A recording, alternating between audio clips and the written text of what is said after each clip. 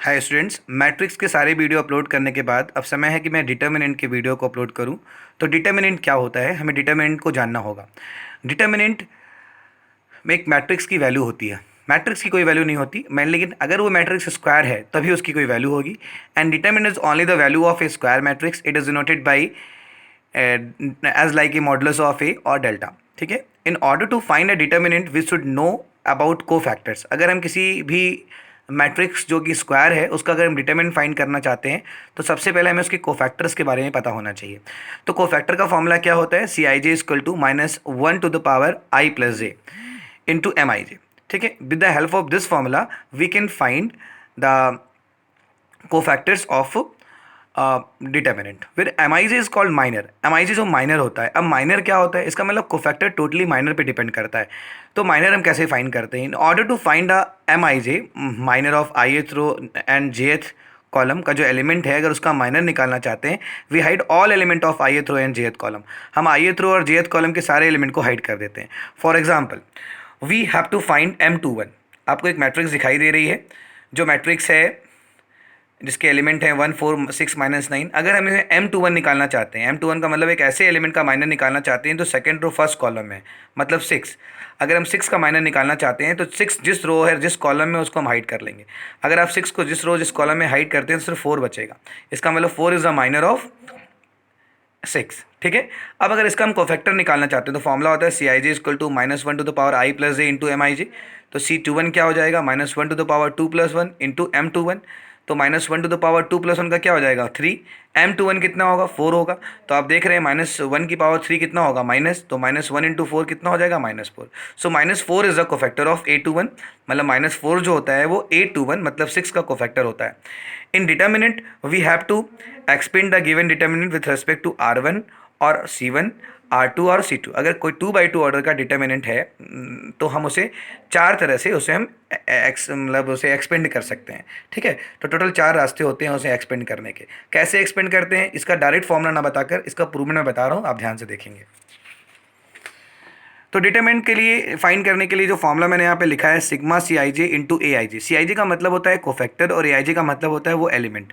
मतलब C I J is the corresponding cofactor of the element. Okay, sigma का मतलब हम सबको जोड़ते चले जाते हैं, मतलब उसका हमें सम फाइंड करना होता है।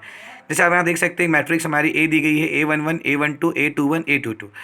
तो अगर हम इसको R1 के रेस्पेक्ट में एक्सपेंड करना चाहते हैं, अगर हमें डिसाइड कर दिए कि इसे हम R1 के रेस्पेक्ट में एक्सपेंड करना चाहते हैं, इसे हम R1 R2 C1 C2 किसी भी तरह से एक्सपेंड कर सकते हैं। हमारे पास टोटल 4 रास्ते होते हैं।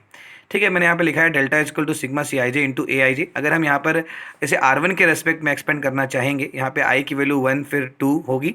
ठीक है, मतलब इस तरह से हम, चूँकि सॉरी आई और जे की वैल्यू 1 2 3 होगी। आगे हम बढ़ रहे हैं। यहाँ पे हमने अगर R1 लिया हुआ है तो उसका पहले वाला जो हमारा एलिमेंट है A11, उसका कोफैक्टर क्या होगा C11।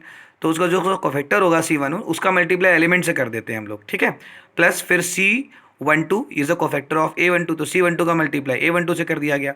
अब यहाँ पे हमने कोफैक्टर का फॉर्मूला अप्लाई किया है। जो कोफैक्टर का फॉर्मूला होता है C I J equal to -1 to the power i+j into M I J. तो यहाँ C11 क्या होगा -1 to the power 1 + 1 होगा into M11 into A11, plus C12 क्या हो जाएगा -1 to the power 1 + 2 into M12 into A12। अब यहाँ देखो -1 to the power 2 तो क्या होगा +1, और M11 क्या होगा, हम पहले रो और पहले कॉलम को जैसे ही हाइड करेंगे इस डिटरमिनेंट ध्यान से देखें आपको A22 मिल जाएगा। ठीक है, तो वहाँ पे देखिए मैंने M11 की जगह पे A22 लिख दिया है into A11। -1 to the power यहाँ पर क्या है 1 + 2 है तो ये 3 होगा, तो -1 to the power 3 negative value देगा। अब हम लोग M12 निकालेंगे, तो M12 के लिए हम पहले रो दूसरे कॉलम को हाइड करते हैं। अगर हम पहले रो दूसरे कॉलम को हाइड करेंगे तो हमको मिलेगा A21। तो देखिए मैंने वहाँ पे A21 इंटू A12 को लिखा है, तो उसको मल्टीप्लाई करेंगे तो हमको मिलेगा A22 into A11 minus A21 into A12। मतलब दिखाया है तो सबसे पहले यहाँ पे डायगोनल एलिमेंट्स का मल्टीप्लाई किया गया है, बीच में माइनस साइन पुट किया गया है, फिर नन डायगोनल एलिमेंट्स का मल्टीप्लाई कर दिया गया है।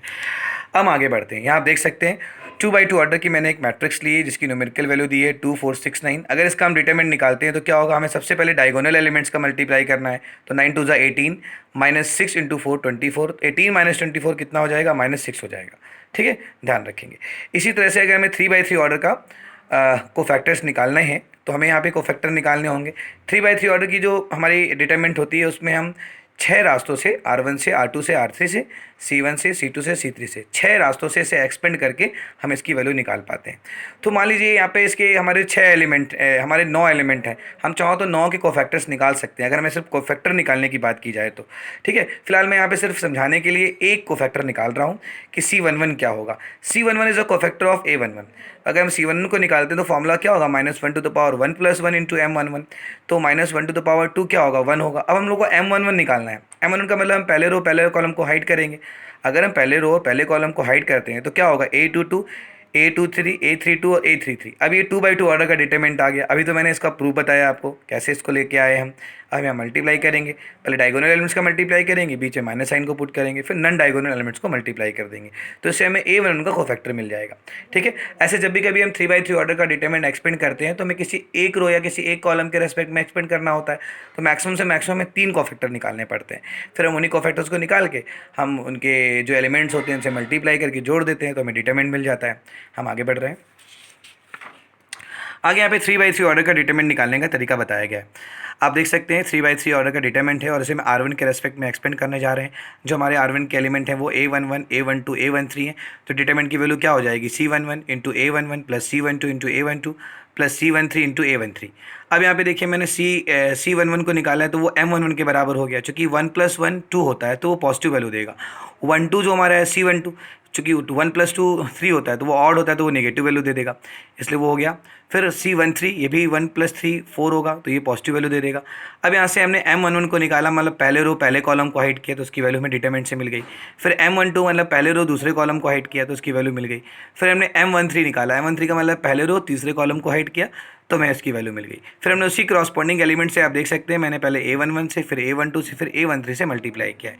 अब इसको आप सॉल्व करेंगे तो आपको 3/3 ऑर्डर का डिटरमिनेंट का वैल्यू मिल जाएगा। आप एक क्वेश्चन लें जिसमें कोई न्यूमेरिकल वैल्यू लें 1 2 3 4 5 6 समथिंग, और उसको फिर बनाएं तो 3/3 ऑर्डर का डिटरमिनेंट को आपको एक्सपेंड करना अच्छे से आ जाएगा।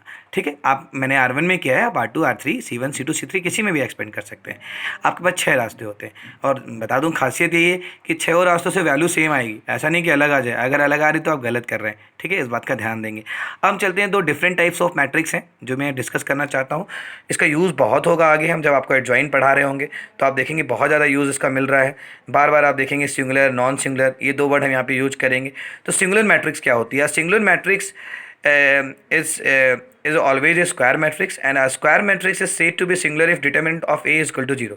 अगर कोई मैट्रिक्स सिंगुलर है तो वो स्क्वायर होनी चाहिए, और अगर उसका डिटरमिनेंट 0 के बराबर है तो उसे हम सिंगुलर कहेंगे। जैसे मैं यहाँ पे एक 2/2 ऑर्डर का डिटरमिनेंट इसलिए लिया है ताकि उसका डिटरमिनेंट आसानी से निकाला जा सके। आपको मुझे सिंपली समझाना है कि सिंगुलर मैट्रिक्स है क्या, बस। तो मैंने यहाँ पे इसका डिटरमिनेंट फाइंड आउट किया तो वो 0 आया, इसका मतलब ये मैट्रिक्स सिंगुलर है क्योंकि इसका डिटरमिनेंट 0 आ रहा है। नॉन सिंगुलर मैट्रिक्स का मतलब क्या होता है, ये भी कि स्क्वायर मैट्रिक्स होती है।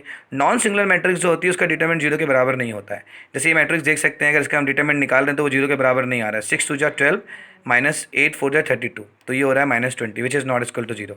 ठीक है, तो ऐसी मैट्रिक्स जिसका डिटरमिनेंट 0 के बराबर ना हो उसे हम नॉन सिंगुलर बोलेंगे। और जो मैट्रिक्स नॉन सिंगुलर होती है उसे हम इन्वर्टिबल भी कहते हैं, ये भी ध्यान रखिएगा। आगे हम जब इन्वर्स पढ़ रहे होंगे मैट्रिक्स का तो कई बार हम यूज करेंगे इन्वर्टिबल।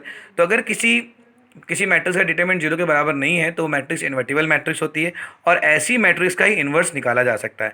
मतलब अगर कोई मैट्रिक्स सिंगुलर मैट्रिक्स होगी then the inverse of that matrix is not possible. ठीक है, तो अभी सिंगुलर और नॉन सिंगुलर को समझ गए होंगे, मैं उम्मीद करता हूँ। फिर अगले जो वीडियो मेरा आएगा उसमें मैं प्रॉपर्टीज ऑफ डिटरमिनेंट को डिस्कस करूँगा कि क्या प्रॉपर्टीज हैं डिटरमिनेंट की। इन प्रॉपर्टीज़ को अगर आप सीख लेते हैं तो फिर आपको क्वेश्चंस भी मैं डिस्कस करूँगा। आप लगातार हमारे वीडियो देखते रहें और हमें उस पर सुझाव देते रहें, अपने जो वैल्यूएबल कमेंट्स हैं वो दें, ताकि उससे हमें मालूम चले हम इम्प्रूव करें अपने आप को। Thank you.